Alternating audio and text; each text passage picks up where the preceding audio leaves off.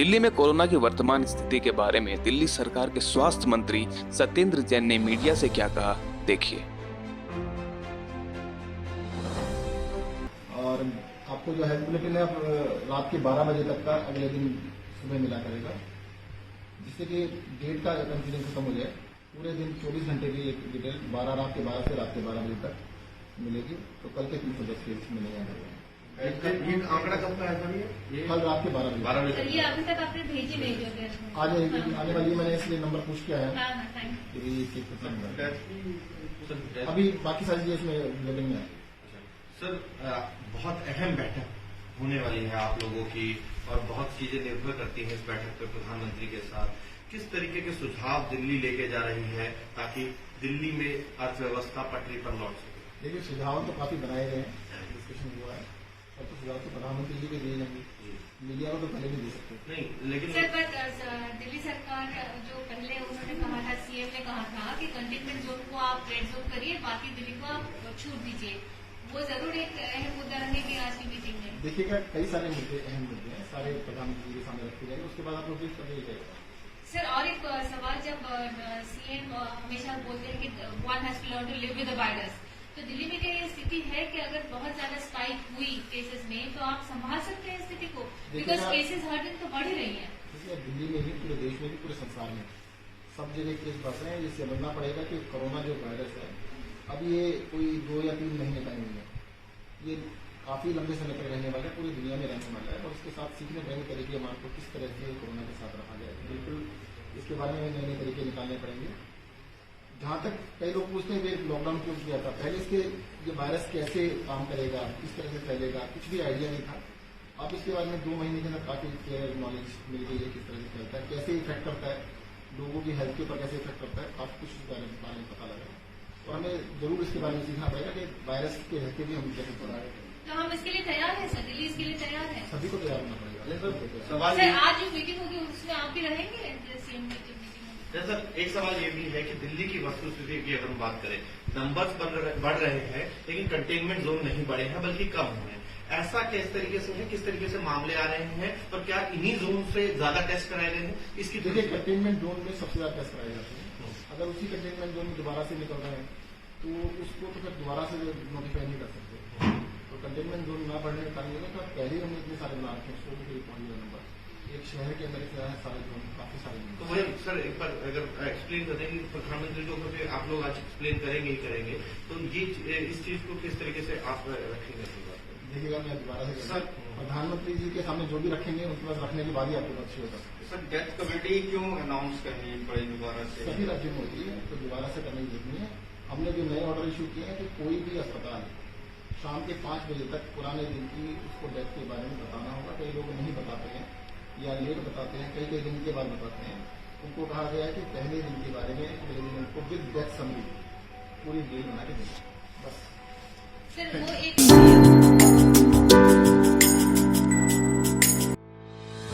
देश भर में कोरोना महामारी के संकट के बीच प्रधानमंत्री नरेंद्र मोदी कई राज्यों के मुख्यमंत्री और केंद्र शासित प्रदेशों के प्रतिनिधियों के साथ वीडियो कॉन्फ्रेंसिंग के माध्यम से मीटिंग की।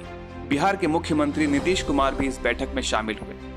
सूत्रों की ओर से मिली जानकारी के मुताबिक सीएम नीतीश कुमार ने पीएम मोदी से लॉकडाउन बढ़ाने की अपील की है। कोरोना वायरस से निपटने को लेकर प्रधानमंत्री की मुख्यमंत्रियों के साथ आज 5वीं बैठक हुई।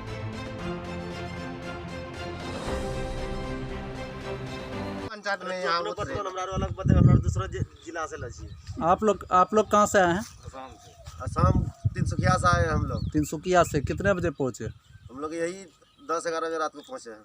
तो आप लोगों को अभी किसी से मुलाकात नहीं हुई है यहाँ? नहीं, किसी से नहीं। हम लोग पहले डायरेक्ट जाके मुखिया जी के पास हम लोग 4 बजे शाम में बोल दिए, ठीक ना, कि हम लोग फलना जगह से आए हैं, कहाँ रखिएगा, कोरोना टाइम में रखिएगा कि क्या रखना है, आपका चेक करना है तो चेक करके, नहीं तो घर छोड़िए, जहाँ मर्जी तहाँ रख सकते। मुखिया जी को बोले थे? हाँ। क्या नाम हुआ मुखिया जी का? मुखिया जी का क्या नाम है? मुखिया जी का नाम फूलदेवी है। फूलदेवी का पति है कोई? हाँ, पति। मुखिया जी क्या बताया आपको? वो बोला कि तुम अपना जाओ 14 नंबर वार्ड स्कूल में, मसरिया स्कूल में, मध्य विद्यालय मसरिया स्कूल में आप लोग रह सकते हो। ठीक, हम उसको पूछो किए क्या क्या मिलेगा सर? बोला तुम लोग को लुंगी मिलेगा, खाना मिलेगा, पर डे 300 रुपए करके रोज का मिलेगा। और घर जाइएगा, जिस दिन आप लोग को क्वारंटाइन से छोड़ेगा उस दिन 2000 रुपए अलग से मिलेगा। मगर आज 2 दिन हो गया, यहाँ पे नहीं खाना मिला है, नहीं बिस्तर मिला है, एक तिरपाल मिला है जो स्कूल में रखा हुआ है। कोई व्यवस्था नहीं है अभी कोई तक। व्यवस्था नहीं है। चलिए ठीक है, तो आप लोगों के लिए अभी जो आप क्वारंटाइन सेंटर आए हैं, आप लोग कितने आदमी हैं? 8 आदमी। हम लोग 5 आदमी आए हैं तिनसुकिया से, ठीक।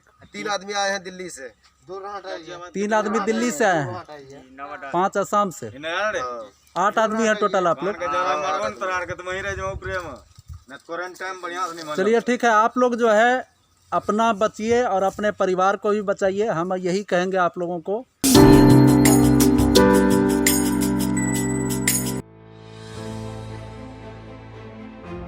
पटना में स्वास्थ्य विभाग की पहल पर सोमवार को पीएमसीएच में मीडिया कर्मियों की कोविड-19 की जांच की गई। जांच में लगभग 20 पत्रकार शामिल हुए। इनका सैंपल जांच के लिए भेज दिया गया। सैंपल की रिपोर्ट आने तक पत्रकारों को क्वारंटाइन कर दिया गया। रिपोर्ट के रिजल्ट के आधार पर पत्रकारों को घर जाने की अनुमति मिलेगी। आज इलेक्ट्रॉनिक मीडिया के पत्रकारों की जांच हुई। मंगलवार को प्रिंट मीडिया के पत्रकारों की होगी जांच। लगभग 84 पत्रकारों ने जांच के लिए अपना नाम दिया था, जिसमें से आज केवल 20 पत्रकार शामिल हुए। ये वही पत्रकार हैं जो 1 महीना पहले तबलीगी जमात का रट लगाए हुए थे। जब आज उनकी बारी आई तो वो खुद नहीं आए। आप खुद लोगों को जागरूक करें और प्रेरित करें, क्योंकि कोरोना से लड़ना है, डरना नहीं है।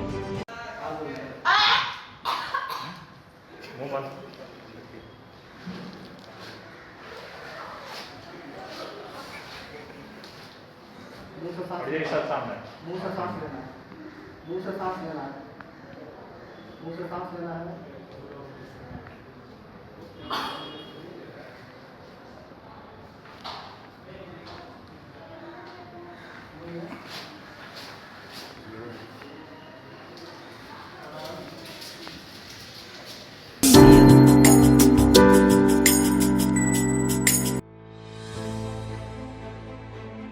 कोरोना वायरस से निपटने के लिए राज्य सरकार एवं जिला प्रशासन कई ठोस कदम उठा रहे हैं। इसी क्रम में संक्रमण को फैलने से रोकने हेतु एवं स्वास्थ्य कर्मियों की सुरक्षा के लिए नए प्रयोग किए जा रहे हैं। अनुमंडल पदाधिकारी राजमहल गण सत्यार्थी ने बताया कि राजमहल अनुमंडल अस्पताल कोरोना वायरस संक्रमण के मद्देनजर पूरी तरह से तैयार है।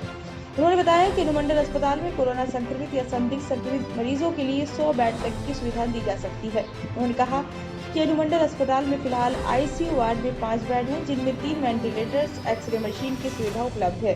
वहीं पूरे अस्पताल में 27 ऑक्सीजन सिलेंडर की सुविधा है तथा आईसीयू में सभी बेड पर ऑक्सीजन की भी सुविधा है। उन्होंने कहा कि अस्पताल में आवश्यकता अनुसार वेंटिलेटर्स की संख्या भी बढ़ाई जाएगी।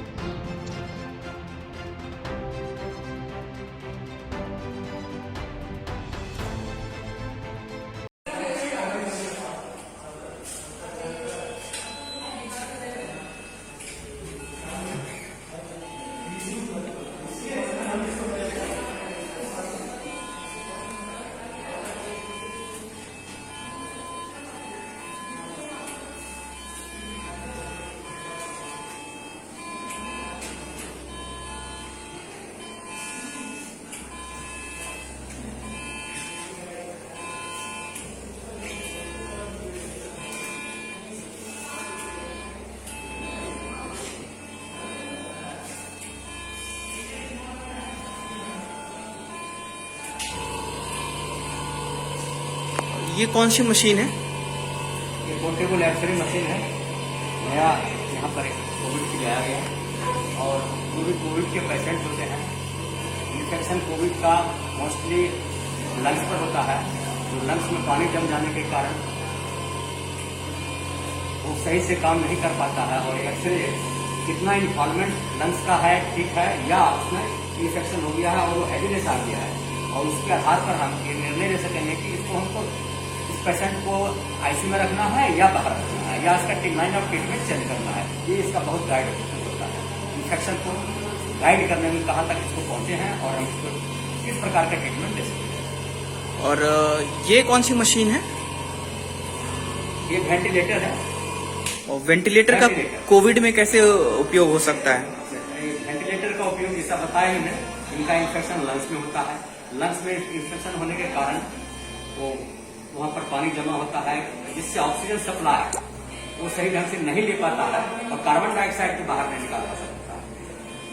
वेंटिलेटर का यूज करके हम उसको एक लाइफ सपोर्ट देते हैं जो अपने से ऑक्सीजन ले सकता है नहीं ले सकता, और इस बीच में हम उसका ट्रीटमेंट करते हैं, इस बीच में उसका रिकवरी हो जाता है, तो ये बच्चे जो बचने वाले नहीं पेशेंट हैं ये उनको बचा सकते हैं। और ये क्या मशीन है? ऑक्सीजन एक सिलेंडर है, ये ऑक्सीजन कंसंट्रेटर। सिलेंडर से डायरेक्ट हम ऑक्सीजन लेते हैं, इसको पुनः खाली होने पर भरवाना पड़ता है।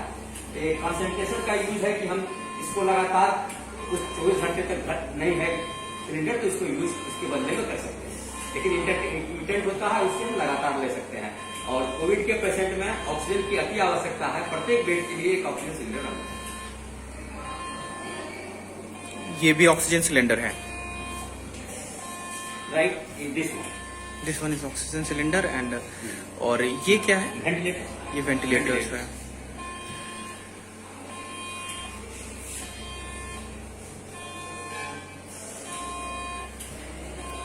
ये भी सारे वेंटिलेटर्स हैं। वेंटिलेटर्स एंड ऑक्सीजन सिलेंडर 4 है। Thank you.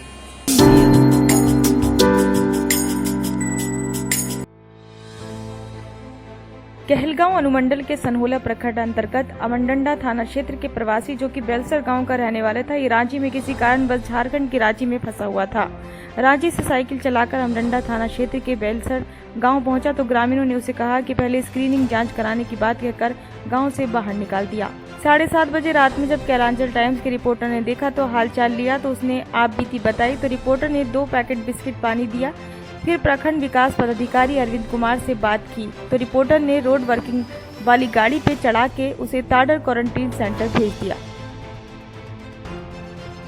कहाँ से आ रहा है? रांची से। कैसे आया रांची से? साइकिल से। अभी तुम्हारे पास साइकिल नहीं है? नहीं। कहाँ साइकिल रखा? का तो ले लिया। कहाँ पे ले लिया? वही मदरगंज। मदरगंज तो इधर तुम सनोला से आ रहा, किधर से आ रहा? सनोला से। मदरगंज से सनोला कैसे आया? टेम्पू से। वो पानी वाला नहीं रहता गाड़ी। हाँ, मदरगंज में तुमको नहीं रखा? नहीं। क्या बोला, सनोला भेज दिया? हाँ। सनोला वाला बोला तलर जाओ। गांव गए तो गांव से कहा कि जाओ सनोला में चेक करा के आओ। सनोला गए तो फिर वहाँ सनोला वाला बोला तलर जाओ। हाँ।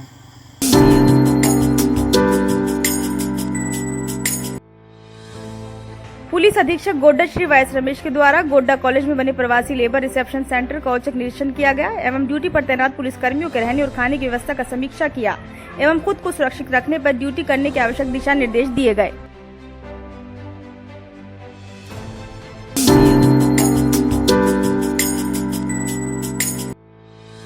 दाल की हकमारी में डीलर पर कार्रवाई के बजाय विभाग खड़ा है बचाव में। गोड्डा जिले के जन वितरण दुकानदारों की लूट का साम्राज्य बहुत गहरा है। इनकी मनमर्जी और लूट के नए नए हथकंडों के आगे विभाग भी लाचार दिख रहा है। सोमवार को झारखंड सरकार के पीडीएस पोर्टल से आंकड़ा अचानक गायब होना इस बात को प्रमाणित करता है कि इन्हें प्रशासन का तनिक भी भय नहीं है।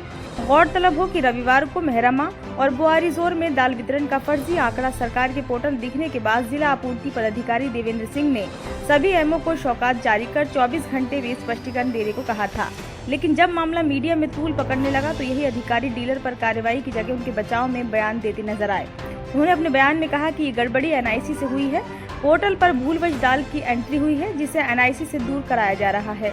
उनका ये बयान न सिर्फ हास्यास्पद है बल्कि गैर जिम्मेदाराना भी है। हास्यास्पद इसलिए कि उन्हें भली भांति पता है कि पोर्टल पर एक साथ चावल, गेहूं, चीनी आदि अन्य वस्तुएं अपलोड रह सकती हैं। डीलर के पास जो वस्तु उपलब्ध होती है उसी की एंट्री और नहीं रहती।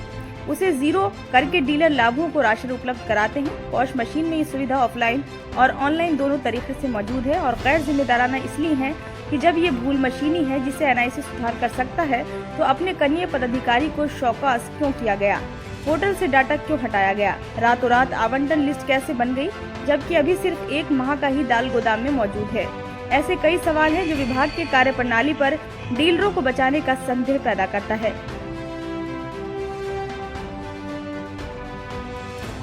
तो मैंने आज जो दाल जो लोड आज से वितरण होगा? आज नहीं, कल से है? आज कैसे हुई? तो कैसे सब कर देलस मर्दे?